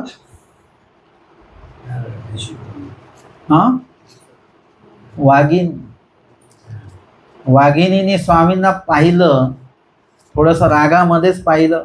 स्वामींनी पण तिच्याकडे पाहिलं आणि मग दृष्टीला कृपादृष्टी मिळाली आणि वाघीण जी आहे ती शांत झालेली आहे. म्हणजे परमेश्वराचं स्पर्श अशा प्रकारचा आहे जो आपल्याला शांत करतो. आणि त्याही कार्यामध्ये आपण शांत नसू तर समजायचं की देवाचा स्पर्श आपल्याला झालेला नाही, तो असर होत नाही आहे. डॉक्टर म्हणतात आम्ही औषध देतोय पण त्याचं शरीर ते औषध स्वीकारून राहिलेलं नाही है ना, असं पण होत असतं. आणि म्हणून इथे आपल्याला स्वीकारण्याची क्षमता आपण आपली तयार केली पाहिजे. देवाला आता देण्याची आवश्यकता नाही, देवाने सगळे देण्याच्या जे काही माध्यम आहेत ते तयारच आहेत. देवाचे दातृत्व सुरूच आहे. पाऊस सुरू आहे, तुम्हाला फक्त बाहेर जाऊन भिजायचं आहे, बाकी काही करायचं नाही आहे. तशा प्रकारे परमेश्वराचं दातृत्व सुरूच आहे. आपण फक्त त्या प्रवाहामध्ये यायचं. त्या स्मरणाच्या नुसत्या बैठकीत जरी तुम्ही बसलात तरी तुम्ही शांत व्हा. निरूपणाच्या, देवपूजेच्या, अधिकरण भेटीच्या, मार्गसेवेच्या नुसतं संपर्कात जरी तुम्ही गेलात तरी तुम्हाला त्या ठिकाणी त्याचा लाभ काही अंशी द्रवू नाही पण निवू तरी आपण. म्हणजे त्या ठिकाणी तो स्पर्श जो आहे परमेश्वराच्या प्रत्येक दातृत्वाचा तो आपल्याला होणं तेवढंच अपेक्षित आहे। आणि म्हणून इथे सांगतात की त्यांना स्थिती झाली, ती स्थिती भोगिली भंगिली, आणि मग स्वामी चांगदेव भटांना हा दृष्टांत सांगतात। बटिका जीवासी बोध आणि जीवासी वेद आणि वेदशक्ती ते येथुनीची किंगा। जीवाला जो काही वेद आहे तो कोणाकडनं होत असतो? ईश्वराकडनंच होत असतो। ईश्वराकडनं होतो म्हणजे काय की त्याने ते जोडलेलं असतं, आणि ते जोडलेली जी कणव आहे आणि त्यानुसार तो जीव ईश्वराकडे वेधल्या जाण्याची जी प्रक्रिया आहे याच्यामध्ये परमेश्वराला सुद्धा त्या ठिकाणी काहीतरी द्यावं लागतं। वेद आणि वेदाची जी शक्ती आहे ती परमेश्वराला द्यावी लागते, आणि मग जीव जो आहे तो वेधल्या जातो। म्हणजे त्याचा जो अधिकार किंवा कणव असेल ती उजळंबित करावी लागते, ती पुढे आणावी लागते, आणि मग ती कार्यरूप होत असते। जसं मी अलीकडे सांगत असतो की सर्वांनी सर्वाधिकार जोडलेला आहे। तुमच्या आमच्यातल्या अनेक जणांनी प्रेमाधिकार पण जोडलेला असणार आहे, परंतु तो कुठेतरी मागे पडलेला आहे गर्दीमध्ये, इतर कर्मांच्या ह्याच्यामध्ये तो आहे। तो कधी पुढे येईल?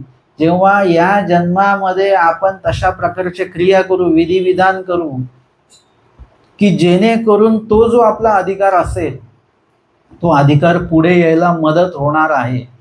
जसं एखादा माणूस गर्दीमध्ये भरपूर मागे असेल तर आपल्याला काय करावं लागेल? त्याच्या नावाचा पुकारा करावा लागेल, आणि मग तो हळूहळू पुढे येईल। आपण त्याचं नावच नाही घेतलं तर तो मागेच राहील, तो पुढे येणारच नाही। तशा प्रकारे आपला अधिकार कुठेतरी गर्दीमध्ये आहे, तो पुढे कोण आणणार? परमेश्वर आणणार। पण कसं आणणार?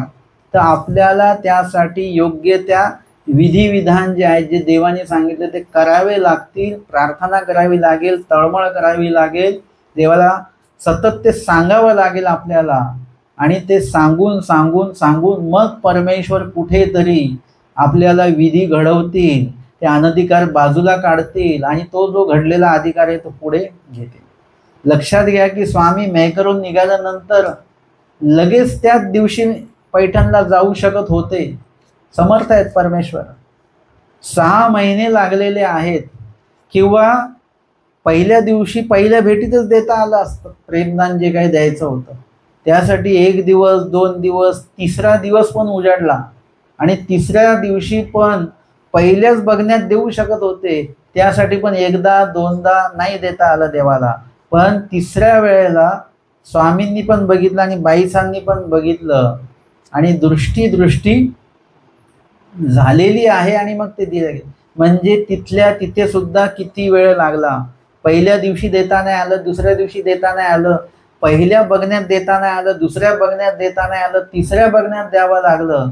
म्हणजे तो जो काही अधिकार आहे तो पुढे येता येता येता एवढा वेळ त्याच्यामध्ये लागला। 6 महिने ते झाले, 3 दिवस ते झाले, आणि 2 वेळा बघणं आणि 3ऱ्या बघण्यात देणं, म्हणजे इत्यादी प्रकारे आपला अधिकार पुढे आणण्यासाठी आपल्यालाच काहीतरी जी काही विधिविधानं आहेत ती आपल्याला करावी लागतील, आणि परमेश्वर ते जे आहे तो अधिकार पुढे आणणार।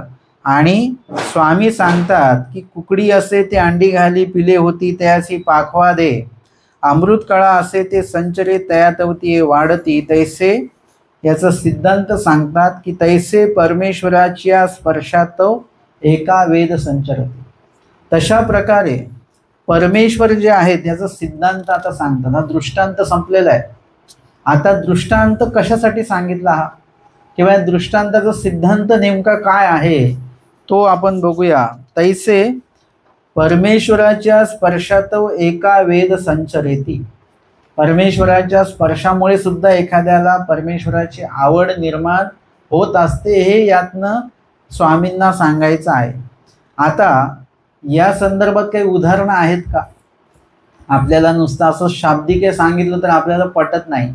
प्रत्येक गोष्टीला आपल्याला उदाहरण दिलं, काहीतरी पुरावा दिला तर आपल्याला ते पटतं, आणि म्हणून पुरावा आता कुठला देणार? तर लीळेचाच पुरावा दिला जाणार की स्वामींच्या स्पर्शामुळे एखाद्या जीवाला आनंदाचा संचार झाला, असं कुठलं उदाहरण आहे का?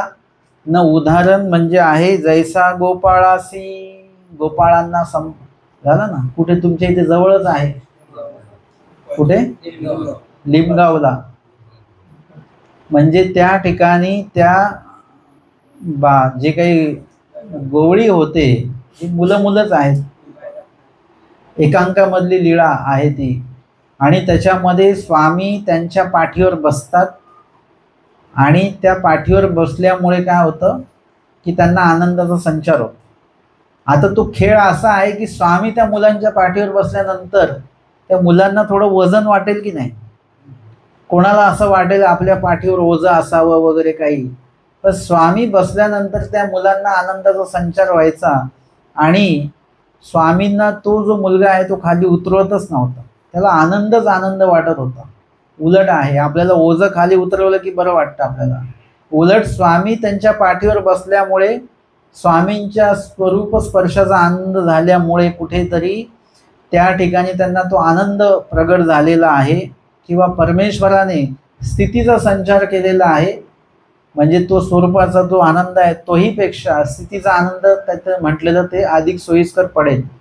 आणि त्याच्यामुळे त्यांना तो आनंद असं प्रत्येक जे बाळक आहेत स्वामींना आपल्या पाठीवर बसवतात वगैरे वगैरे, अशा पद्धतीने त्या ठिकाणी त्यांना स्वामींच्या स्पर्शामुळे आनंद झाल्याचा उल्लेख लीळाचरित्रातल्या या लीळेमध्ये येतो. आणि नंतर ते बालक जे आहेत ते सगळेजण म्हणजे त्या आनंदाचा उल्लेख करत असतात, ब्रह्मानंद वगैरे असं. तिथून जाणारी जी व्यक्ती आहे ती म्हणते, अरे हे तर साधारणचे बालक आहे, यांच्या मुखामध्ये हे शब्द कसे काय येत आहेत? मग त्यांनी विचारलं की तुम्ही हे शब्द कसे बोलतात? मग ते सांगितलं की असे कोणी महात्मे आलेले होते आणि त्यांच्या त्या पाठीवर बसल्यामुळे आम्हाला खूप आनंद झाला वगैरे. मग त्यांनी विचारलं ते कुठे गेले वगैरे. अशा पद्धतीने ते बालक तर वेधले गेले स्पर्शामुळे, परंतु स्वामींबद्दल माहिती सांगितल्यानंतर ती व्यक्ती सुद्धा स्वामींकडे वेधल्या गेलेली आहे. पुढचं उदाहरण देतात, जैसे गरुड घोडे असे. आमचे स्वामी एकांकामध्येच असताना जेव्हा रामधरणा राजा जो आहे त्यांच्यानी स्वामींची भेट झाली आणि नंतर मग स्वामींकडे ते वेधल्या गेलेले आहेत आणि स्वामींना त्यांनी विनंती केली की अचलपूरला तुम्ही चला, आळसपूर हे गाव चांगलं आहे वगैरे. स्वामी म्हणतात ते पूर्वदृष्ट आम्ही ते बघितलेलं आहे. तरी ते म्हणतात नाही देवा माझ्यासाठी म्हणून चला, आणि स्वामी त्यांच्यासोबत जाण्याची अनुमती त्यांना देतात. ठीक आहे. आणि त्यावेळेला गरुड घोडा, स्वामींसाठी एक वेगळा घोडा दिलेला आहे. त्या घोड्याचं नाव काय आहे? गरुड घोडा. त्या घोड्याला गरुडाचं नाव का दिलं? कारण गरुडासारखं त्याचं झेप आहे. म्हणजे जसं काय हवेत जर का तो धावायला लागला तर तो हवेशी गोष्टी करत अशा प्रकारचा त्याचा वेग वगैरे सगळं आहे. म्हणजे इत्यादी प्रकारे राजा जो असतो, राजकीय विभाग जो असतो, त्यांच्याकडे जे घोडे असतात, जे घोडे विकायला येणारे लोक असतात, ते आधी राजाला घोडे दाखवतात. उत्तम प्रकारचे घोडे राजा घेतो आणि मग बाकीचे अधिकारी वर्ग घेतात आणि मग बाकीचे जे घोडे असतात अजून कनिष्ठ ते व्यापारी वर्ग वगैरे घेतात. म्हणजे राजाकडचे घोडे उत्तम, आणि त्यातलाही स्वामींसाठी उत्तम घोडा हा आहे. त्या घोड्याच्या पाठीवर स्वामी जेव्हा बसले, त्या घोड्याला आनंद स्पर्श झाल्यामुळे आनंद झाला, स्थितीचा संचार झाला. आणि चालता चालता काय व्हायचं की त्या घोड्याला स्थिती एकदम जास्त भरायची. आता त्याला चालवायचं नाही त्या घोड्याला आनंदाच्या याच्यामध्ये. तर स्वामी काय करायचे, एखादी अशी ऐतिहासिक घटना गोष्ट सांगायचे जी उभं राहून म्हणजे ऐकल्याशिवाय ती समजणार नाही. ती चालता चालता जर का सांगितली तर ते समजणार नाही. ते उभं राहून सगळेजण उभं राहणार असे, आणि स्वामी घोड्यावरच बसलेले आहेत आणि त्या ठिकाणी स्वामी ती कथा ती गोष्ट सांगतायत. असं झालं मग तसं झालं, आणि तेवढ्या वेळामध्ये त्या घोड्याची ती स्थिती जी भोगून ती भंगायची आणि मग स्वामी परत पुढे निघायचे. असं करत करत अळसपूरला म्हणजे अचलपूरला स्वामी पोचलेले आहेत. आणि तिथे सुद्धा स्वामी किती महिने राहिले? 10 महिने स्वामी तिथे होते. तेवढ्या वेळ स्वामींच्या सेवेमध्ये तो घोडा होता. स्वामींच्या स्पर्शामुळे त्या घोड्याला तो आनंद होत होता.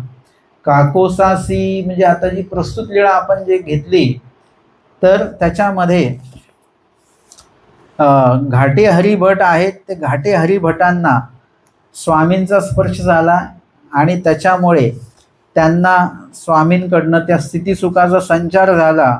ही सुद्धा लीळा आपण या ठिकाणी घेतलेली आहे. काकोस जे आहेत त्यांना सुद्धा स्वामींकडनं तो स्पर्श झालेला आहे आणि त्या स्पर्शामुळे त्यांना काय झालेलं आहे की स्वामींपासनं स्थिती सुखाचा संचार जो आहे तो झालेला आहे. विष्णू भटासी आणि विष्णू भट जे आहेत, म्हणजे इथे काकोस जे आहेत ते काकोसांना काय झालं की काको द्वारावती जावया आले, म्हणजे त्यांना द्वारावतीला जायचं आहे. आता कसं असतं की ईश्वराचं सन्निधान आहे ते सोडून कुठे चाललेत, द्वारावतीला चाललेत. म्हणजे आपल्याला स्थळाचं महत्त्व अधिक असतं, पण इथे प्रत्यक्ष परमेश्वर अवतार आहेत, त्यांना सोडून आपण जाता कामा नये. आणि मग ते द्वारावतीला जाईन म्हणून स्वामींकडे आले, स्वामींना सांगितलं आणि स्वामींनी त्यांना दृष्टी अवलोकिले, स्वामींनी कृपादृष्टीने त्यांना अवलोकन केलं आणि स्वामी म्हणतात बैसा ऐसे नावे क, थोड्या वेळ बसा इथे मग जा. जी जी मज सांगा तू नाही, ते म्हणे माझे सोबती आहेत, नंतर ते पुढे निघून गेले तर मला सांगत राहणार नाही कोणी, आणि म्हणून मला जावं लागेल. स्वामी म्हणतात तुम्ही भिक्षू, तुम्हा सांगा तू काहीसा, तुम्ही महात्म्यात, महात्म्यांनी कसं परिभ्रमण केलं पाहिजे, एकल्या परिभ्रमण केलं पाहिजे, ह्याची साथ त्याची साथ अशा पद्धतीने नको प्रवास. पुरखाचिया ठाया जाईजे तरी ते त्याचे काही गोमटे घेऊन निघीजे, आणि जिथेही तुम्ही जाल तर तिथलं काहीतरी गोमटं घेऊन आपल्याला निघता आलं पाहिजे. तसं मी नेहमी सांगतो, कुठल्याही मार्गामध्ये आपली पंगत असते, आपण पोचतो 11:30, 11ला पोचतो, लगेच पंगत केली की लगेच निघतो आपण. तिथे दुपारची पोथी असते, त्या पोथीला आपण थांबत नाही. तेथीचे काही गोमटे घेऊन निघीजे, फक्त जेवणी निघीजे नाही, गोमटं घेऊन निघा. ते गोमटं कशातनं मिळणार, एक तर तिथे तुम्हाला जे सेवादास्य करायचं आहे ते सेवादास्यातनं ते गोमटं मिळणार आहे. त्या ठिकाणी तुम्हाला काहीतरी मदत करावी लागेल, नाहीतर आधीच्या काळामध्ये असंच होतं की जे अन्नदान करणारे जे पंगतवाले जे होते ते स्वतः तिथे काय करायचे, काही ना काही जी काही मदत आहे सगळं ते करायचे. आता लक्षात घ्या, म्हणजे मी एक उलटं उदाहरण देत असतो की तुमच्याकडे जर का काही साधू आले, तुम्ही त्यांना म्हणाल का स्वयंपाक बनवा म्हणून, म्हणाल नाही म्हणणार. परंतु त्या साधूंना आपण मार्गात जातो तेव्हा त्यांना आपण म्हणतो आमचा स्वयंपाक बनवा म्हणून, आम्ही 10 लोक येतोय 15 लोक येतोय असं म्हणतो की नाही. ठीक आहे, आपण त्या वेळेमध्ये पोचत नाही, परंतु नंतरचा जो टप्पा आहे त्याच्यामध्ये लगेच निघायची घाई नसली पाहिजे. त्या ठिकाणी थांबून पंगत आटोपली, भोजन त्यांनी बनवलं, बाकीचं सेवादास्य आहे, भांडी-कुंडी असतील वगैरे, ते आपल्याला ती सेवा आपल्याला करता आली पाहिजे. आणि तदनंतर तिथे काही पोथी निरूपण असेल तर ते 1 तास असतं फक्त, ते ऐकून आपल्याला तिथून निघता आलं पाहिजे. म्हणजे तेथीचे काही गोमटे घेऊन निघीजे, अशा प्रकारचं आपल्याला दातृत्व जे परमेश्वर करत आहेत ते आपल्याला घेता पण आलं पाहिजे. आणि मग त्या ठिकाणी स्वामींनी त्यांना ते वचन सांगितलं. ते म्हणतात नाजी मी जाईन, म्हणजे आपल्याला जर का ते बाबांनी सांगितलं पोथी आहे बरं का आता थोड्या वेळाने, ते म्हणतात नाही आम्हाला जावं लागेल, मग सोबतचे लोक निघून जातील. आता सोबतचे लोक कुठपर्यंत सोबत असतात, स्मशानापर्यंत सोबत असतात बरं का, त्याच्या पुढे ते कोणी येतं का, कोणी येत नाही. सोबतचे लोकांना तुम्ही सोबत करता पण ते तुमची सोबत करत नसतात, आणि तुम्ही त्यांची सोबत विशिष्ट वेळापर्यंतच करत असता. आणि म्हणून परमेश्वर जेव्हा सोबत आहे तर मग आपल्याला इतर कोणाच्याही सोबतीची आवश्यकता नाही, आणि लागत असेल तर ती सोबत परमेश्वर तिथे करून देत असतात. आमच्या शांताबाईसांना रिद्धपूरला पाठवलं तर तिथे एकाईसा त्यांची मुलगी आहे, तिला स्वामींनी काय केलेलं आहे, लगेच वयस्कर महिला तिथे त्यांची सोबत करून येईल, त्यांच्या समोरच तुमच्या येईन ना यांची सोबत आहे बरं का. परमेश्वर आपल्याला एकटं सोडत नाही, ते लक्ष ठेवायचं. आणि म्हणून नाशिवंत गोष्टींच्या सोबतीपेक्षाही परमेश्वराची सोबत अतिशय महत्त्वाची आहे. नाजी मी जाईन, मग गोसावी उभे ठाकले हात धरिले, स्वामी उभे राहतात आणि हात धरिले, स्वामींनी त्यांचे दोन्ही हात धरलेले आहेत. ते प्रमाण म्हणून बैसविले, आणि स्वामी बसा, आणि स्वामींनी त्यांना बसवलं आणि त्या स्थिती झाली. म्हणजे स्वामींनी श्रीकराने त्यांना स्पर्श केला आणि त्या स्पर्शामुळे त्यांना काय झालेले आहे, स्थिती झालेली आहे. काकोसासी आणि विष्णू भटासी, म्हणजे विष्णू भट जे आहेत त्यांनी काही तपश्चर्या वगैरे चांगली केलेली आहे. आणि मुक्ताबाईच्या संदर्भात स्वामी जेव्हा त्यांची तपश्चर्येबद्दल सांगतात की बाई कैसी निरा तापस, म्हणजे पूर्ण तपस्या तिने एवढी मोठी केलेली आहे हे सांगत असताना विष्णू भटाचा संदर्भ त्या ठिकाणी आहे की विष्णू भटाच्या वेळेला मुक्ताबाईंच्या संदर्भात स्वामींनी सांगितलेलं आहे की विष्णू भट जेव्हा स्वामींना दंडवत करायला वागतात तेव्हा त्यांची पाठ पूर्ण काळी असते. कशामुळे? म्हणजे ते असतील गोरे पण पाठ नुसती काळी आहे, कारण की ते तपश्चर्येला किंवा त्या साधनेला बसतात त्या ऊन त्यांच्या पाठीवर लागतं आहे आणि त्या उन्हामध्ये ते बसलेले आहेत. त्या उन्हात त्यांची पाठ अक्षरशः करपून गेली. स्वामी म्हणतात की ब्राह्मण कैसा तापसू, म्हणजे त्या ठिकाणी त्यांची जी काही तपश्चर्या आहे त्या तपश्चर्येच्या संदर्भामध्ये स्वामी त्यांच्या त्या साधनेचं प्रशंसा किंवा साधनेचं जे कौतुक आहे ते स्वामी त्या ठिकाणी करत असतात. बाई ब्राह्मणो कैसा तापसू, ऐसी पाठी करपोनी गेली, त्यांची पाठ करपून गेलेली आहे आणि त्यावेळेला स्वामींनी त्यांच्या पाठीवर स्पर्श केलेला असणार आहे आणि त्यांना ती स्थिती झाली. अशा प्रकारे हे 4 एक संदर्भ त्यांनी दिलेले आहेत दृष्टांताच्या शेवटी. परंतु असे अजून कितीतरी लीळा आहेत ज्याच्यामध्ये स्वामींचा स्पर्श झाला आणि ते जीव जे आहेत त्या ठिकाणी शांत झाले, त्या ठिकाणी त्यांचं दुःख हरण झालेलं आहे, स्थितीचा संचार झालेला आहे. अशा प्रकारे परमेश्वर दृक, स्पर्श, आलाप आणि अजून काय अंतःकरण याद्वारे दातृत्व करत असतात. आजच्या सत्रामध्ये आपण दृष्टांत कोणाचा बघितला? कुकडीचा दृष्टांत बघितला. कितवा दृष्टांत होता? 4था दृष्टांत होता. आणि यासाठी दृक, स्पर्श, आलापैकी कुठलं आपण हा प्रकार घेतला? स्पर्श हा जो काही प्रकार आहे दातृत्वाचा तो या दृष्टांताच्या माध्यमातून आज आपण श्रवण आणि चिंतन केलेलं आहे. दंडवत हो.